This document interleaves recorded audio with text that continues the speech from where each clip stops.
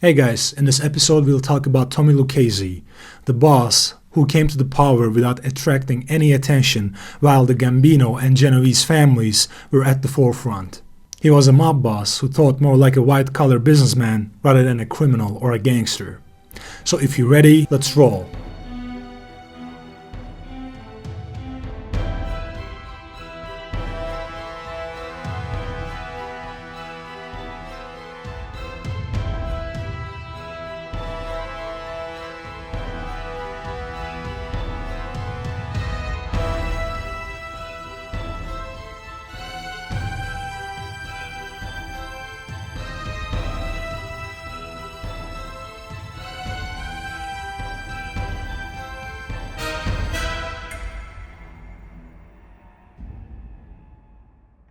Gaetano Lucchese, who was born on December 1st, 1899, or Tommy Lucchese as he would be called in America, was born in Palermo. Lucchese, who immigrated to the United States with his family at the age of 11, settled in Manhattan's East Harlem district with his Sicilian compatriots.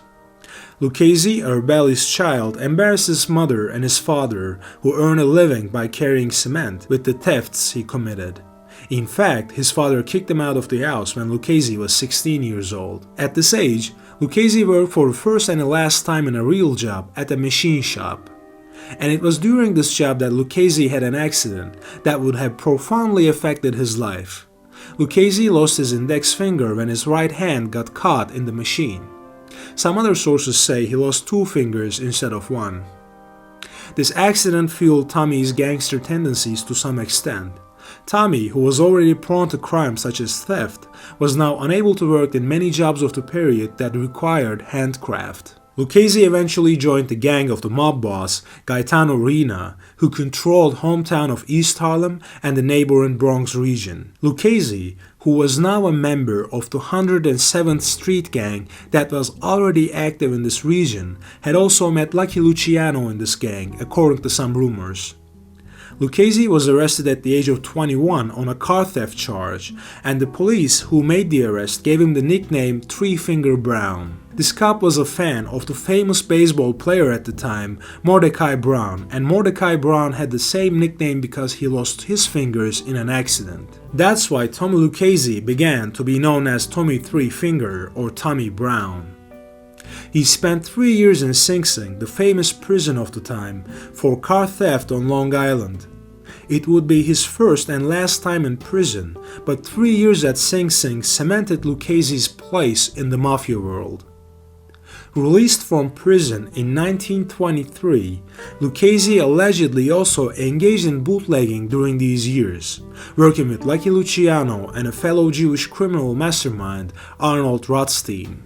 Lucchese was tried in 1927 for buying stolen goods, and in 1928 for murdering a gangster named Louis Serasulo.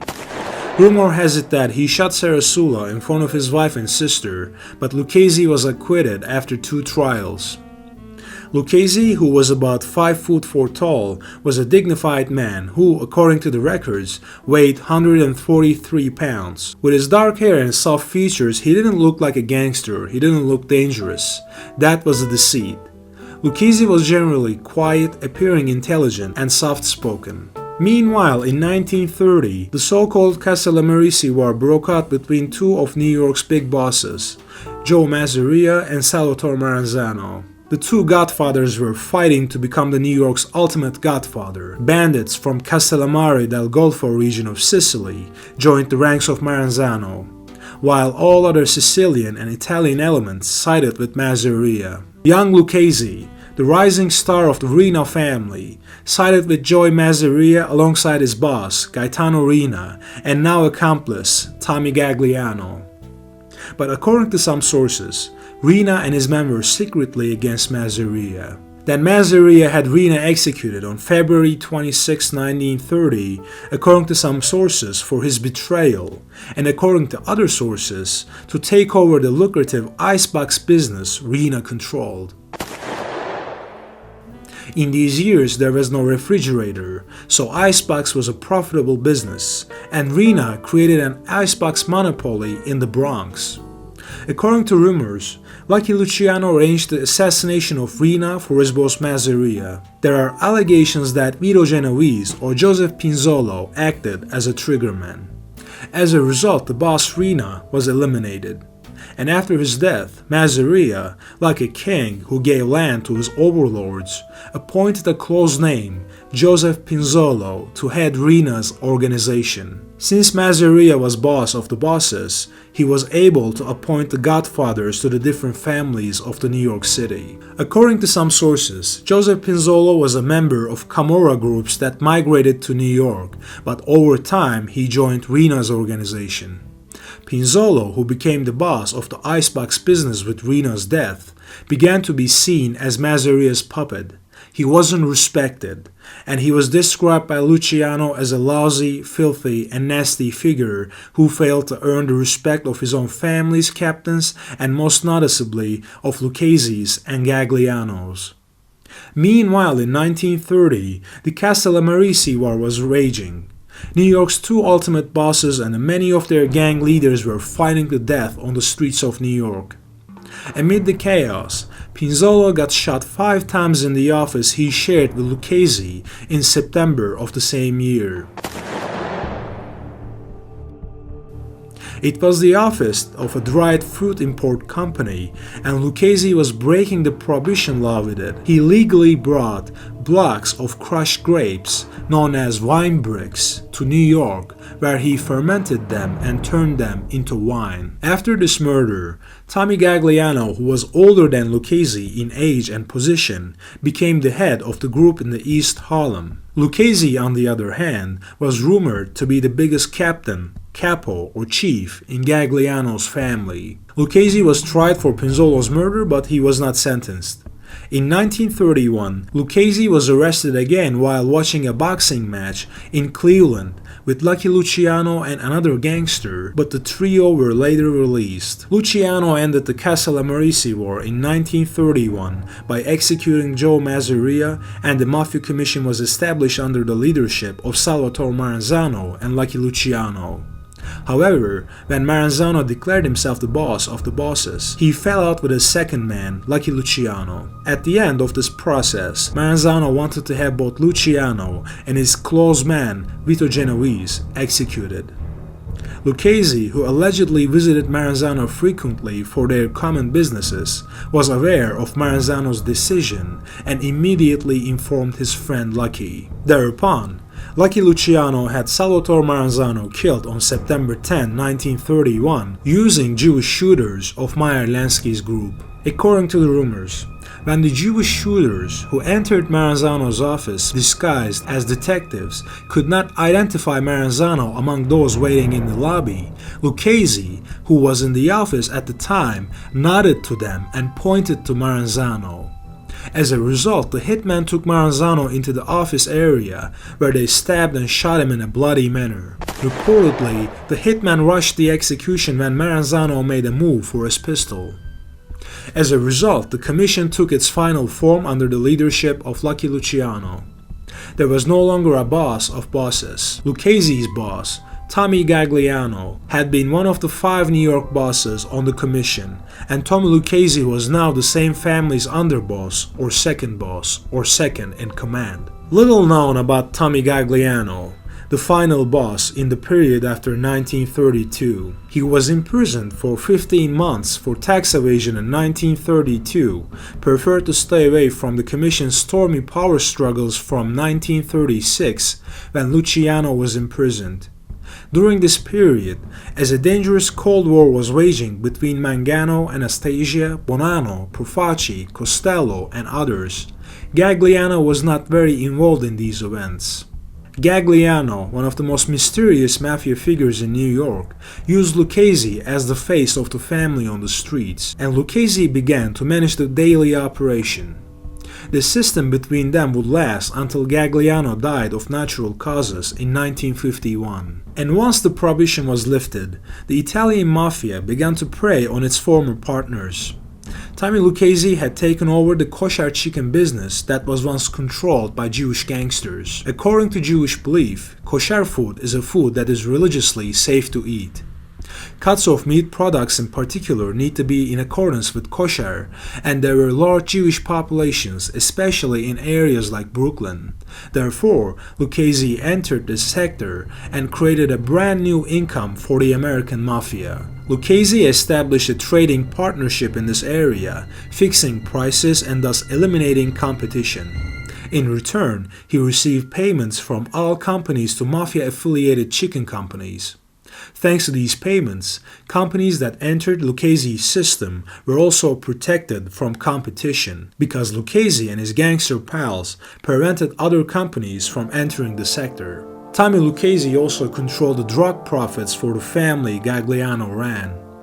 In the drug scene led by Vito Genovese, he was also in charge of protecting the interests of the family that will later take his name. Lucchese, who initially partnered with the Jewish gangster Lepke Buchalter, the boss of the garment district, became the sole boss of the district with Lepke's execution in 1944. Lepke Buchalter was the boss of the Notorious Murder Incorporated and was one of the key figures of the Jewish mafia. He was the original chieftain over the garment district before Lucchese. With his death, the textile region largely came under Lucchese's control. Lucchese developed new criminal methods in the field of garment. While the textile manufacturers were waiting for their new products to be sold, they could not increase their capital or they start to spend from their own capital. Lucchese, as a big money lender, lent them large sums of money. And many textile bosses, who could not get the loans they wanted from the banks, borrowed from Lucchese. But Lucchese's credit policy was rather brutal, because Lucchese was lending money to the people he loaned at 0.5% weekly interest. In the system called VIG in the mafia world, the borrower had to pay this interest every week until the loan shark was paid in total debt. So a person who borrowed $10,000 from Lucchese would have to pay him $500 each week until he made the $10,000 payment on an agreed date. If that person could not pay $500 that week, this amount was added to the total debt, meaning the total debt would increase to $10,500, and the weekly interest was calculated on this new amount, so his weekly debt was now $525. Another way to collect the debt was to become a partner in these companies. Lucchese became a partner of more than a dozen garment and textile companies with such agreements. Many garment shops were unable to unionize due to the influence of Lucchese and other gangsters. Allegedly, Lucchese was also friends with the famous singers of the period, Frank Sinatra and Dean Martin. He owned a horse track in Massachusetts in partnership with the two of them. Some sources also write that Lucchese started a window cleaning company in New York and that the shop windows of the businesses that did not work with him were suddenly broken with stones. But I could not find enough sources for what years in Lucchese's life he did this. In the 1940s, the head of the Florida mafia family, Santo Trafficante, was so impressed with the success of the New York mafia that he sent his son, Santo Jr., to New York for an internship, especially with Tommy Lucchese. Santo Jr. will later tell his lawyer that he learned a lot in New York, not only about business, but also about the mafia's attitude towards women and the respect to wives of the others and even to their mistresses. He was also impressed with how others took care of these women when a member went to jail. In the early 1950s, Tommy Gagliano passed away and Tommy Lucchese became the official boss of the family that will be later named after him, the Lucchese family. After Lucchese became the boss, he formed close ties with one of the Genovese family captains, Johnny Dio, and began to tap into Dio's influence in the Teamsters trucking union. Johnny Dio was also a key figure in the rise of famous Teamsters leader Jimmy Hoffa. When Tommy Lucchese established his administration, he made East Harlem Street lottery baron Stefano LaSalle his underboss, and construction baron Vincent Rao his consigliere. Although Rao seemed active in this area, he was actually laundering money from gambling and union fraud, and he was successful in this laundering business. In other words, Lucchese had established his management with gangsters who had actually acumen for business like himself. According to some rumors, Lucchese did not receive commissions from his subordinates, namely the capos or soldiers in the family, contrary to the common practice in La Cosa Nostra. As the head of a powerful family of more than 100 soldiers, Tommy Lucchese was also active in another area, fixing boxing matches. For this job, Lucchese used Frankie Carbo, one of family's soldiers. Knowing boxing well, Carbo was making money by putting all the decisive people in boxing matches, from coaches to organizers, into line through threats and fixing the matches he determined. The organizers, who did not do what he said, faced big thugs with crowbars. Frankie Carbo was also one of the hitmen of the Murder Incorporated, worked closely with Bugsy Siegel, and his name was associated with at least 10 murders. Frankie Carbo became so dominant in boxing that the most important championship belts in the boxing world from the 1940s to the 60s could only be reappointed with his consent. In addition to his own bets, Carbo also received a hefty commission from the money earned by the fighters and the organizers who bet on his tip. Of course, Carbo's boss, Tommy Lucchese, also had the advantage of betting on fixed matches. Lucchese sometimes gave such tips to impress his friends. Of course, his tips were always right. Jake LaMotta, one of the most important fighters in the history of American boxing, played by Robert De Niro in Scorsese's movie Raging Bull, admitted that he had a match fixed by Carbo in 1947. Of course, LaMotta said this after his retirement.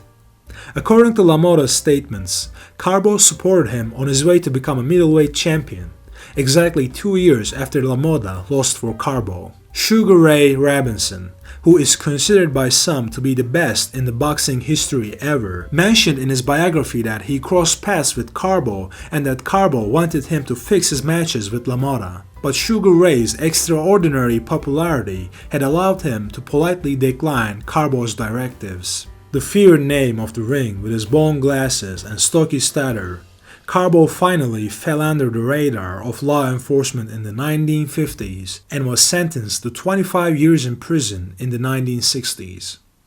But just before he went to jail, Carbo managed to turn the heavyweight legend of the time, Sonny Liston, into a mafia collaborator with his one last trick. From 1962 to 1964, Sonny Liston allegedly made Carbo and Lucchese hundreds of thousands of dollars in these fixed matches. But when he encountered Muhammad Ali, Liston's career collapsed, just like his patron Carbo, and Ali would become the first heavyweight champion in nearly 30 years to not be forced into mob fixes. Of course, Carbo's imprisonment played a big role in this. In the early 1950s, Tommy Lucchese was making a fortune illegally from many legal industries, such as boxing. Lucchese, who also had good relations with the mafia family in Florida, once dined with Florida boss Santo Trafficante and his lawyer Frank Regano. During this meal, Lucchese asked Regano's future wife Nancy if she had a fur coat. And when she said no, Lucchese said he wanted to present her a fur coat immediately. Although lawyer Regano initially refused to owe a favor to a mafia boss like Lucchese, Santo gave him a stern look and stated that he could not refuse such a man's offer. Regano then accepted, and the next day, Lucchese presented Nancy with a fur coat worth $5,000. The amount was the annual income of a factory worker in those years. Tommy Lucchese, who was not an American citizen until 1943, started to shape politics with his lobbying activities, just like his colleague Frank Costello, although he could not vote himself. It is believed that Lucchese, through his lobbying activities, secured the election of Vincent Impellitteri as a mayor in 1950. Impellitteri began his career as a simple legal advisor. With Lucchese's support, he got elected for city council president and then mayor. In fact, Impellitteri had assumed the position after the resignation of former mayor O'Dwyer. O'Dwyer was a favorite of another godfather, Frank Costello. However, Impellitteri did not stay in this position for long. Although corrupted, the Democratic Party headquarters called Tammany Hall dismissed him as president for his extreme incompetency. As a counter, Impellitteri ran for mayor with his new party called the Experience Party. and according to rumors, Costello supported the opposing candidate while Lucchese supported him. Impellitteri went even further, targeting the mafia that supported him at the time, exposing the corruption of the Democratic Party headquarters, Tammany Hall, and even exposing its affiliation with Frank Costello. And as a result, Impellitteri became the first independent candidate to win the mayorship of New York City. But Impellitteri made a big mistake of being spotted dining at a restaurant with Lucchese and a former federal prosecutor. Saying that he knew Lucchese as a textile manufacturer, Impellitteri withdrew from political scene, losing the election in 1954. Along with him, the mafia's relations with New York City began to lose its former strength. Meanwhile, in 1950, the famous Kefauver trials initiated by Senator Kefauver against the mafia were taking place. At these grand hearings, a committee of US congressmen heard a total of 600 witnesses, including Frank Costello, Tony Accardo, and Meyer Lansky. These hearings, in which mafia-specific concepts such as capo di tutti capi were first reflected in the media and broadcasted live on television, clearly revealed the existence of the mafia in America. Tommy Lucchese was also one of the bosses who testified at the Kefauver trials. Tommy Lucchese was described by the first confessor of the mafia, Joe Apalachin, as one of the 5 godfathers who led the Mafia Commission. Also in 1957, when the major underground conference arranged by Vito Genovese was raided in Apalachin, more than 60 mob bosses were arrested there. Lucchese, on the other hand, hitchhiked away with Chicago Mafia boss Sam Giancana and fled the scene. Due to his mistake and several other reasons, Vito Genovese was arrested on drug charges and spent the rest of his life in prison, with a ploy that was allegedly organized by Luciano, Costello, Gambino, and even Lucchese. As Thomas Eboli became the new leader of the Genovese family, the balance of power in the commission was also changing. In 1962, the two families, the Gambino and Lucchese, formed a strong alliance through marriage. Carlo Gambino's son, Thomas, married Lucchese's daughter, Frances. The wedding, attended by more than 1,000 guests, also inspired the wedding in the opening scene of the Godfather movie. Thomas Gambino would even take over his father-in-law's textile business in the garment district after Lucchese. While the Genovese family got closer to Gambino and Lucchese families, the other godfathers in the mob commission did not welcome this marriage well. In particular, the counter-alliance, that is, the alliance between the Bonanno and Profaci families, saw Gambino and Lucchese as rivals.